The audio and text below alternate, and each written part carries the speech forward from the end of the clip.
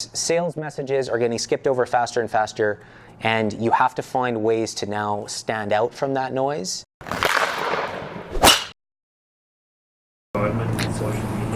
There's a reason I keep telling people, if you sell, you lose, or you sell more by selling less.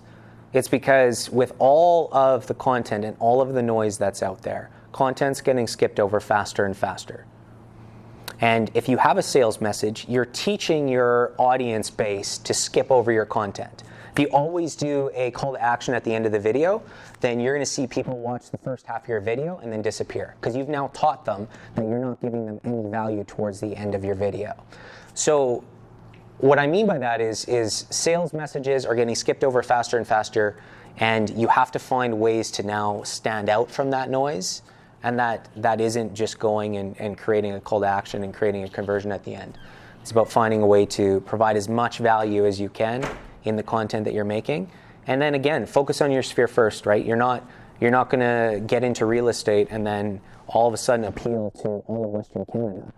You're going to be focusing on the people you know first, and then your community, then Edmonton, then Alberta, and then maybe beyond, but likely just with the license within Alberta. So specifically for LinkedIn and maybe some of those more business-to-business places, where are you seeing people want to do better? Because I'm not seeing people wanting to do better on Facebook or on LinkedIn unless they're a serious brand presence with a big budget. Well, LinkedIn, you're 100% right. So LinkedIn is massively underutilized. And it's massively underutilized. And for a while, what happened was LinkedIn was very, very professional. Then it kind of became a little bit like Facebook, where people were posting everything. But then LinkedIn corrected. LinkedIn corrected and changed their algorithm, got rid of some of the fluff. And now the content that you're seeing is more related to the people that you know and more related to providing value. When we look at, you touched on something earlier that I'll touch on with the systems.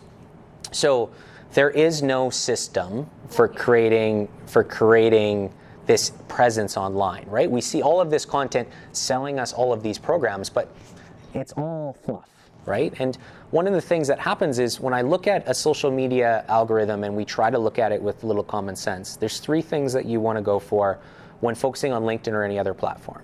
One, you want to keep people on that platform for longer. So if the content you're creating is keeping people on that platform longer, it now gives that platform the opportunity to sell you more advertising. So from their standpoint, they want you on their platform. The second thing that you need to do is you need to engage your audience. So you need to create some engagement in what you're creating. And the last, and this is the one that most people fail on, is you also have to be social on that platform. So you need to engage with all the comments. You have to engage with other content. You have to be social. You have to create a social atmosphere on that platform. And when you put those three things together, if you just look at those three things when you're making content and when you're creating and correcting, those three items are going to allow your content to go further and faster than ever before. And unfortunately, a lot of people don't look at it that way. They'll post things to take people off platform. They won't engage with the comments that are coming on their posts, and then they expect the ROI to come back when they haven't put in the work and the resources from day one. So LinkedIn, huge. I think that for B2B, LinkedIn is by far the biggest. One of the underutilized B2B options when you're trying to get your content, your information out there is Quora. Quora is probably one of the biggest traffic drivers out there right now that people don't know about. So you can go out and you can answer questions, you can create questions on Quora which drive traffic directly to you and create those subconscious touch points in the touch point cycle.